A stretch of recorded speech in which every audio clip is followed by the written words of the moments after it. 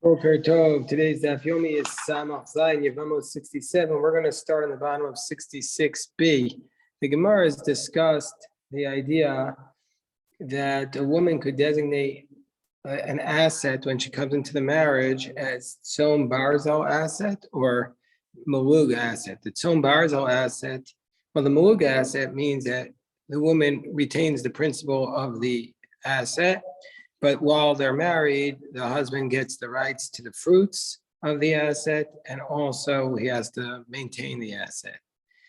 But if she designates it as Tzom Barzel, sheep and iron, that means that basically they agree upon a price at the outset of the marriage, and then that asset is then, they agree upon a price, and at the termination of the marriage, the husband just gives that price to the woman, whether or not the principal appreciates or depreciates. Let's say he says the building is worth $1 million. I'm going to give you $1 million whenever the marriage terminates. If it terminates 50 years from now, you get the $1 million, even if the property goes up to 20 million or if it goes down to $2.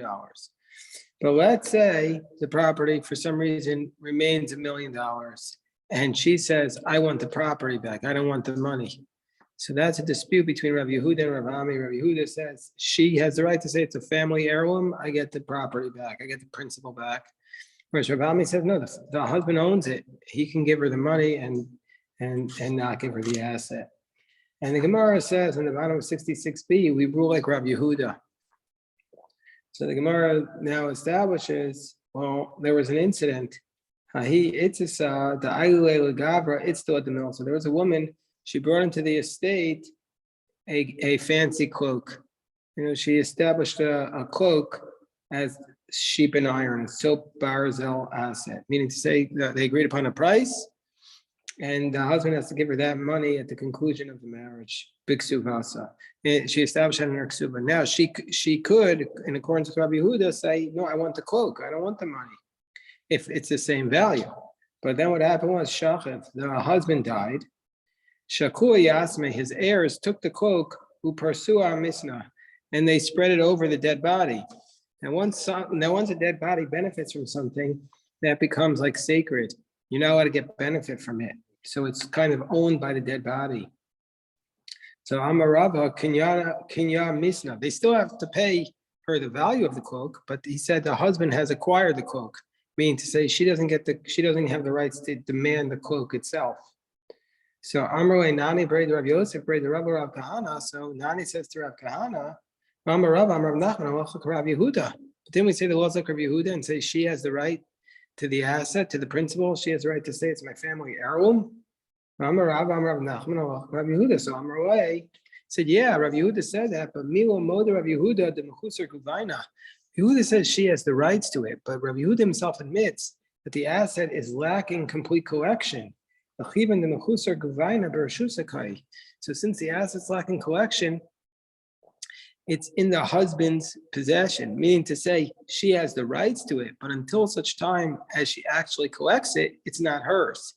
And in this case, since it was in the husband's possession, the fact that they gave it to the dead body overrode the lien. Now you might say a lien, how can it be overridden? You have a lien. So even though a lien is powerful, there's three areas where a lien can be overridden. There are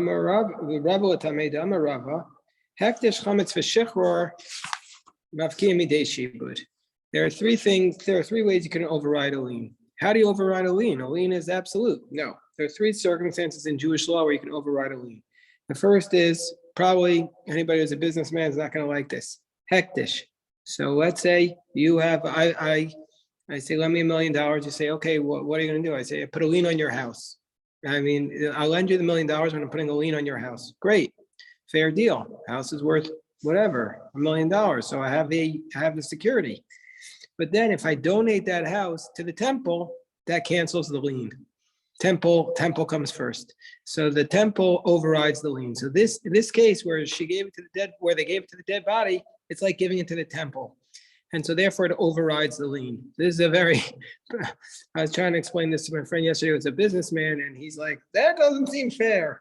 So anyway, that's the first thing, that the temple overrides the lien. The other one, we'll skip the chametz one for a moment, is shichur avadim. If you have a slave and you put a lien on your slave as part of security, but then you free the slave, that also overrides the lien. Yes, we can understand that it's immoral really to have a slave. So we want to talk about the power of freeing a slave. So therefore, that overrides a lien. And the other one is chametz. That if you borrow money from an idolater and you put a lien on your, and he puts a lien on your chametz, doesn't matter that it's your chametz, you becomes, since you owned it on Pesach, even though he has a lien on it, you're no longer allowed to have benefit from it. Those are three areas of law. So in this case also, where they put the cloak on the dead body, that cloak was acquired by the dead body, so to speak, because that overrode the lien that was on the cloak. We're on top of 67a. Amar Rav Yehuda. Rav Yehuda says, let's say she takes into the marriage two utensils, and together they designate them as being worth 1,000 zuz. V'shibcho, but then over the course of the marriage, so he owes her at the conclusion of the marriage, at the termination of the marriage, he owes her 1,000 zuz for these two utensils. But then the utensils went up. V'amdu al shnei alafim. Now the utensils are worth $2,000. So at the termination of the marriage, she demands one back, and she says, "I'm taking one back." Basically, as part of my agreement with the ksuba, I get one of these back because it's valued at $1,000. And so, even though she's only entitled to $1,000, she can demand that he give her the second utensil, and that she'll pay him extra money for it. She can demand that, she can force the sale, basically. She could claim it's my family heirloom. So the Gemara says, well, my kamasron, what's the big insight here? We already know this. We already said that she has the right to demand the actual utensil by saying it's a family heirloom. Obviously, she'll compensate him, but she has the right to it. Rav Yehuda already said this. So the Gemara says, no. You might have said, that's only the case where we might have thought that she only has the right to demand the asset as a family heirloom, where it was anyways already designated for her in the ksuva. Well, I might have thought that she doesn't have the right to say, I'm going to give you more money and take back more family heirlooms, even though it's not specified in the ksuva. I might have thought she doesn't have the right. Kamash one, no, actually she has the right to do that as well. And that's obviously an extra level of rights for her. So now we're up to the next Mishnah. Just the introduction to the next Mishnah is that a Kohen is, the Truma food is a tithe, that's a gift to the Kohen, that the Kohen's allowed to eat, the Kohen's offspring are allowed to eat, Kohen's wife is allowed to eat, as long as she's married to the Kohen. If the Kohen dies, if the woman had children from the Kohen, she can eat from the sake, his wife or his widow can continue to eat from the Truma. If she doesn't have children, she goes back to her father's home. And then if, assuming he wasn't a Kohen, she cannot eat from the Truma. But let's say she was a daughter of a Kohen, she can eat from the Truma in her father's home until she gets married. When she gets married to a non-Kohen, then she can no longer eat the Truma. But if that marriage terminates, if she has children, she can't eat the Truma anymore.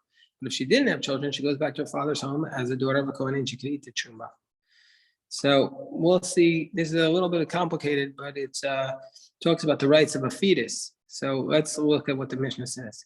Bas Yisrael, let's say you have a woman, she's a daughter of a non-Kohen, of an Israelite, Shenisas LaKohen, she marries a Kohen, Umeis, and then the Kohen dies, V'hinichamu Beres, he leaves her pregnant.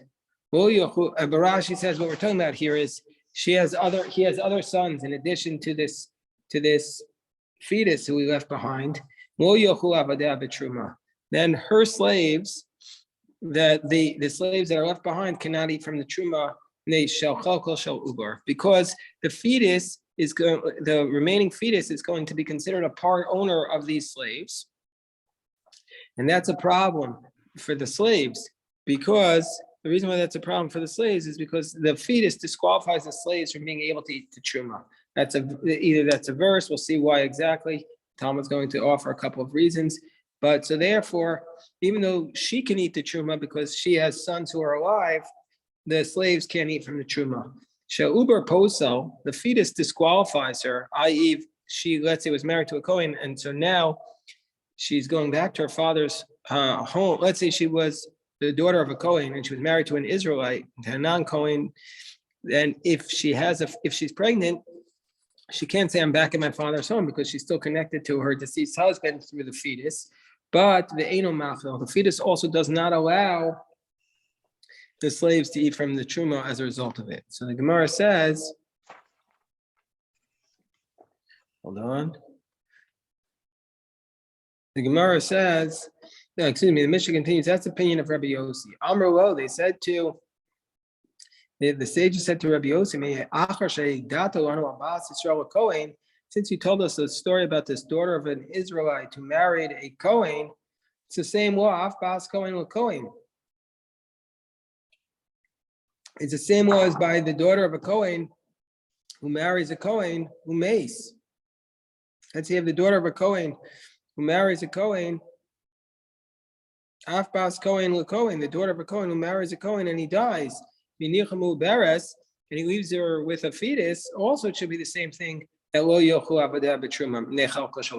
the fetus disqualifies, it should disqualify even in that circumstances also, even if she was a Kohen. So the Gemara says, yeah, let's discuss this. What's the reason why Rabbi Yossi says that the fetus is going to be disqualified from eating from the truma? That the slaves are going to be disqualified by the fetus from eating from the truma? There's two possible theories. Time of the Rabbi Yossi is the reason for Rabbi Yossi, Mishum Kasav or Uber B'mei Zarazar. One theory might be because this woman was her father was not a Kohen, and so therefore she's called a Zara, a non-Kohen. And the fetus in the womb of a non-Kohen is considered a non-Kohen. Fetus is considered a non-Kohen. And so therefore the slaves can eat from the truma of the fetus because the fetus owns the slaves. He's a part owner of the slaves. Therefore he disqualifies them. That's one theory. Or second theory is Odilma, Yalud Machal, She'ino Yalud Eino Machal. That the fetus is considered an owner of the slaves. He has an ownership share. But the slaves can eat from the truma on account of their owner. But in this case, the verse is telling us that only if the fetus is actually born can the slaves eat from the truma. But while it's not yet born, cannot yet eat from the truma. So Gemara says, well, what is there a difference between the two theories as to why the slaves cannot eat it? Is there a difference between the theory that the fetus is in the womb is of a non-Kohen is considered to be a woman who's not a Kohen is considered to be a non-Kohen, or versus the idea that the fetus needs to be born in order to allow the slaves to eat from the truma? Where it says there is. Let's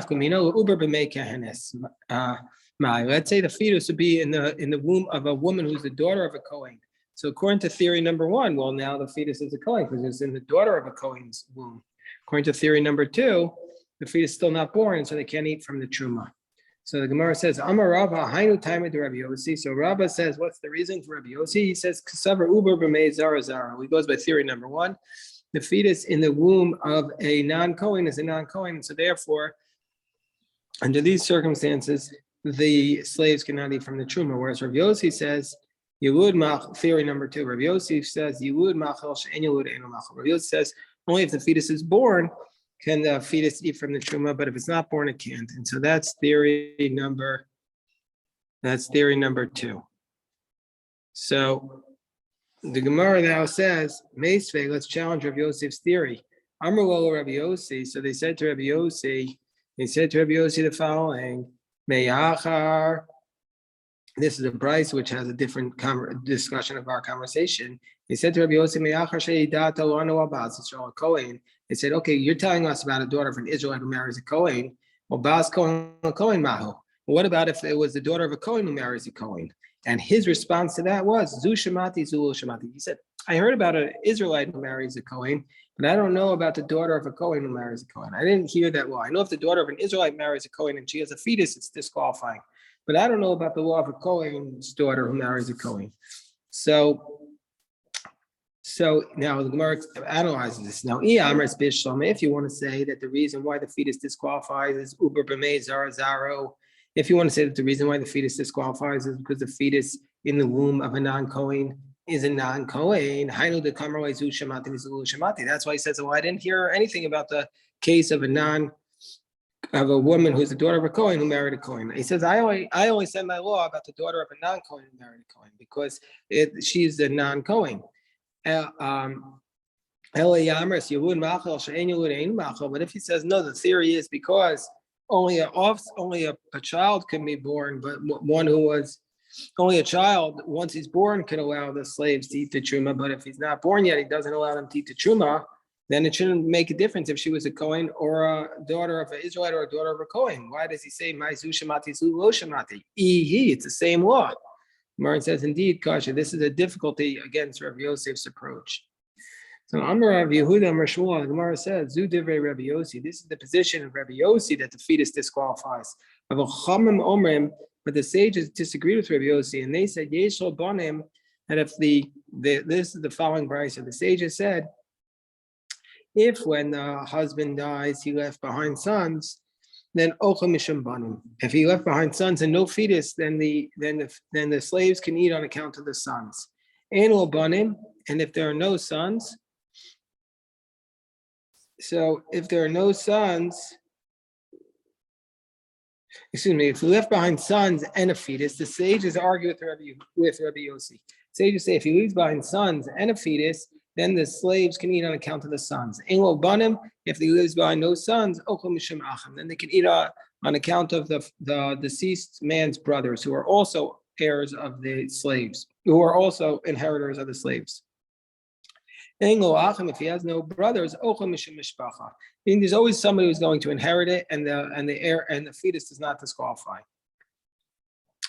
So the Gemara asks the question: do you mean to say that Shmuel says this is all Rabbi Yossi, but I don't agree with him? Shmuel said to Rav Chana, either of Baghdad or maybe he was a master of the homilies. That's Rashi gives his two answers. He said, Puk Aisali Be'asar. He says, bring me a minion of 10. The Emelach Vampayo, because I will say in front of them, Hamazake Uber Kana, because I will say in front of these 10 people, the Emelach that I could say to you in front of 10 people, Hamazak.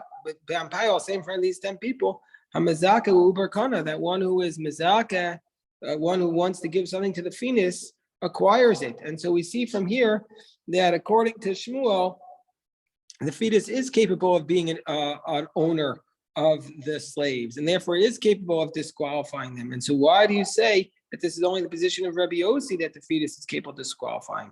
So he's saying, well, this is the position of Rabbi Yossi, and I agree with him. I agree with him that the fetus is capable of becoming a part heir, and therefore the slaves will be disqualified from eating the truma. So what's he telling us? That the rabbis argue with Rabbi Yossi and that Shmuel is ruling with Rabbi Yossi? Do they really argue? But didn't we say Masav Rabbi Zakkai Zu Edus Shehayed Rabbi Yossi Pishmai V'Avtalion V'Hodulo? But this is the testimony that Rabbi Yossi said that the fetus disqualifies because it's a part owner, and therefore, if there's a fetus, it will disqualify the slaves from being able to eat. And Shmai and Avtalion admitted that he was correct, so the rabbis changed their mind. Gemara says, no, they didn't change their mind. Amar Avashi Mikatanu V'Kipru, they didn't accept it. Hodulo Katani, meaning to say, they said, yeah, the Mistaber time, they said, you know what, your analysis is good, but we're still going to stick with our position that the fetus cannot be eaten.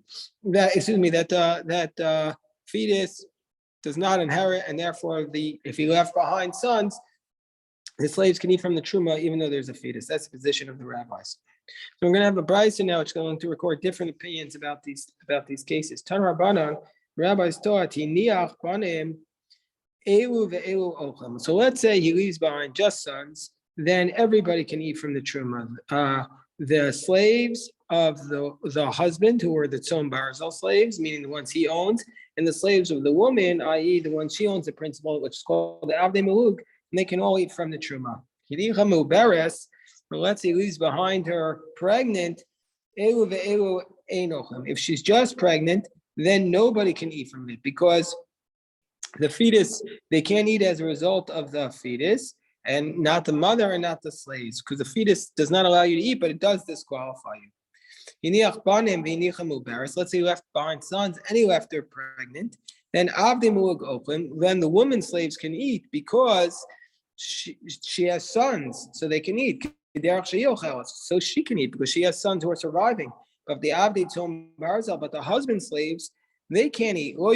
They cannot eat from the truma because because the fetus is inheriting the slaves, and therefore he's a part owner, and therefore he disqualifies the husband slaves from eating. The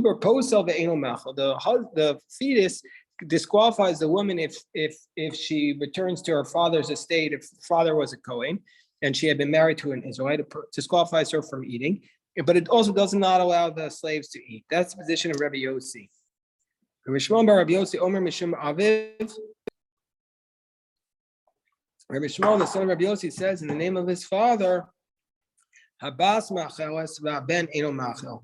We're going to have to look. The Gemara is going to analyze what this phrase means. Technically, it means the daughter can eat, but the daughter allows them to eat, but the son cannot allow them to eat. We'll see what that means. Or Shimon Chai says, Zacharam yochu, that if he left behind male sons, they can eat. Kuan nekeva sol yochu, but if they're all females, they can't eat. Shema yimtza ubar zachar. Maybe the male will be found to be, maybe the fetus will be found to be a male, and therefore ein banas b'makom haben kum. And since the fetus might be inheriting the slaves, because where there's a son who survives, the girls don't inherit. We'll see what that means. So the Gemara asks the question: what does that mean? What does it mean that if there's going to be a male fetus, that the slaves can eat, and there's only girls who are alive, the only girl children, that they can't eat from the slaves can eat, because maybe the fetus will be a male and thereby he inherits the slaves and therefore he prevents them from eating. Typically, why don't we derive this to the Kevanami Pasla, that even if the fetus will be a girl, be disqualified because the fetus, since it's only girls, we say that if there are, the laws of inheritance are that if there are sons, then the girls get nothing. But if there are no sons, the girls inherit. So then even if the fetus is a female, then and if there's only females who are surviving, then the fetus has a share of the slaves, and therefore that also disqualifies the slaves from inheriting. So the Gemara says, you're right. The Gemara is giving two reasons, one and another. First of all, the female fetus would also disqualify a slave. And also maybe the fetus will be a male, and also then the girls get nothing and they also disqualify. And then it says that all the surviving children were males, then the slaves can eat from the truma. Gemara says, but why? Why does Rabbi Shimon Chai say if the surviving sons are males, surviving children are males, that they can eat from the truma, but there's a fetus, and doesn't that disqualify them? Gemara says, Kasavar, no, Rabbi Shimon Chai is at the position, the top of 67b is at a position in Choshel Mute. He says, no, we don't have to be concerned, because yes, the surviving children are males, and there's a fetus. We don't have to be concerned that fetus is a male, which would disqualify them, because there's two possibilities. There's a possibility that the fetus is a female, and there's a possibility the fetus is not going to be born. So that's the more likely outcome, that it'll be either a stillborn or a female. And so therefore, we don't have to be concerned for the possibility that it's a male. We don't have to be concerned about this minority possibility, and therefore the sons can eat from the truma. The slaves can eat from the truma on account of the surviving sons. Alternatively, no, maybe we are concerned about this surviving possibility.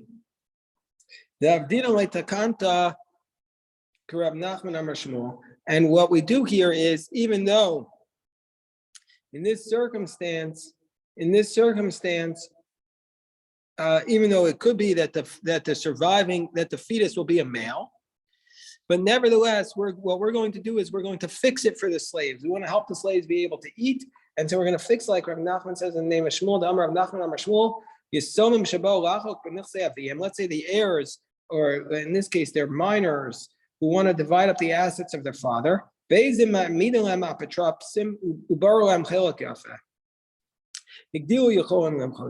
what does the court do? The court establishes an executor, and the executor can decide what these heirs are inheriting.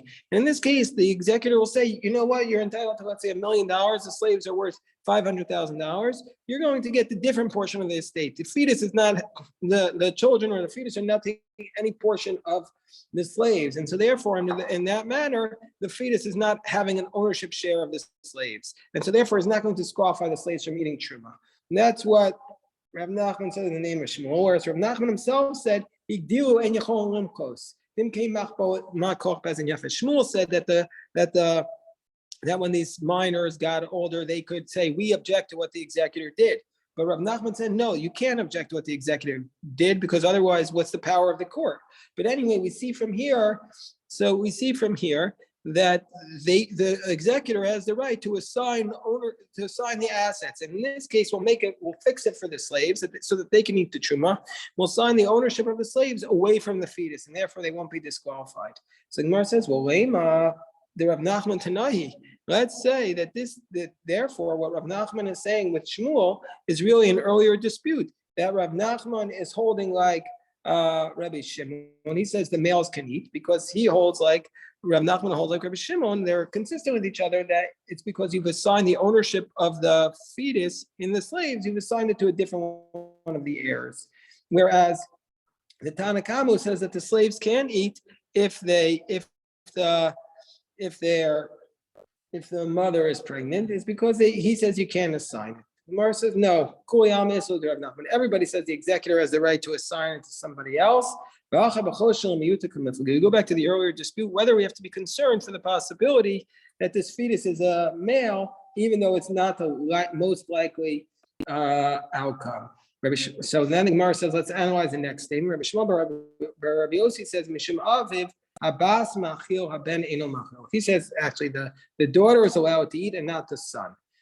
So what does it mean? He says in a situation where there are daughters, then the slaves can eat from the truma, but not a son.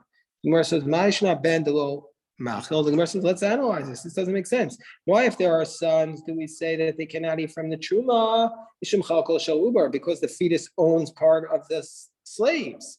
Well,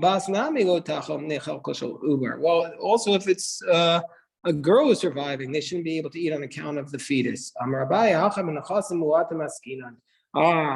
You had said, okay, Judaism misogynistic. We're not, that the sons inherit everything and the girls get nothing. No, there's another aspect here which you didn't realize, that the rabbis actually overrode the biblical law of inheritance, that the sons get everything, and they introduced us to a new idea here.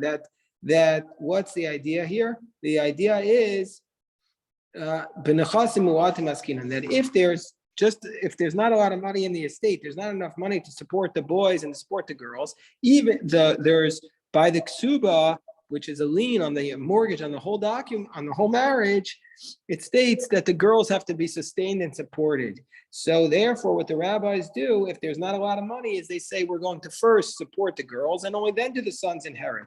And so therefore, under this circumstances, we're going to say that this fetus, if it's a son, will not inherit the slaves, because the slaves are being given to the girls to support them, because there's not enough money in the estate for the boys to inherit and the girls to be supported. So the Gemara says, "Gugon deika ben bahade bas." So that's what we're talking about, is where there's a little money in the estate, and then there's a son who is inheriting along with the daughter. And manav shach, we're going to say either way the slaves can eat the truma on account of because we're rejecting the fetus's rights to the slaves, because we say if she's pregnant with a son, well, we don't care about this fetus who's a son. He's not better than the son who's alive. He doesn't have a share in the slaves because there's not enough money. And and if the one who's a fetus is a girl, well, still, why would this fetus who's a girl have the rights to the slaves? Only but the kanta de rabbanan. Only because the rabbis made a reform that the girl gets the money over the boy in this situation. Well, in this case, since the fetus is not yet born, the rabbis said, no, the takana doesn't apply, and so therefore this girl fetus is not inheriting the slave where there's not a lot of money in the estate. So the Gemara says, "B'mayo kimta." So what are you saying that is the case of our brisa is bin nechasim muatim is where there's not a lot of money? Well, ema seifo. If that's the case, what about the concluding clause where it says shema yimtza uba zachar ve'en labanas b'makom ben klum? Well, in the concluding clause, we said the scenario is maybe the fetus will be discovered to be a male, and then the girls will get nothing. So that's obviously a case where there is money because the girls are getting nothing. So the Gemara says, if there's not a lot of money, and the girls will get the estate. So the Gemara says, no. Seifa asal nechasim merubim, seifa asal nechasim merubim. He said concluding clause is where there is a lot of money in the estate. The Gemara says, if there's just a little bit of money in the estate, does it go to the daughters? Is that really the correct law? Is that the legal principle that if there's not a lot of money in the estate, it goes to the daughters? But we have a problem with that. We have a case law. We have a law. Now let's say the heirs went ahead. Let's say the sons, who we just said, we don't have a lot of money in the state, you're not going to inherit anything, we're giving it to the girls to be supported. But let's say the boys went ahead and they didn't care, in defiance of the court, they sold it. Biblically, it's a valid sale. And in this case, we're talking about biblical law because it's truma. And so we see from here that on a biblical level, the girls do not have a right to the estate, even when there's not a lot of money. Therefore, we actually reject that reading. We say, my boss, what does it mean when we say a daughter eats? The katani, it means aim. That means the wife of the deceased, i.e. the mother of the daughter, eats. Meaning to say that if there are sons and a fetus, the mother can still continue to eat. Well, Gemara says, well, I know Rabbi Yossi, but that's exactly what Rabbi Yossi said. Gemara says, no, Kula Rabbi Shmuel bar Yossi katani. The whole source is Rabbi Shmuel bar Rabbi Yossi writing in the name of Rabbi Yossi. Okay, so I'll stop here. If anybody has any questions, happy to address.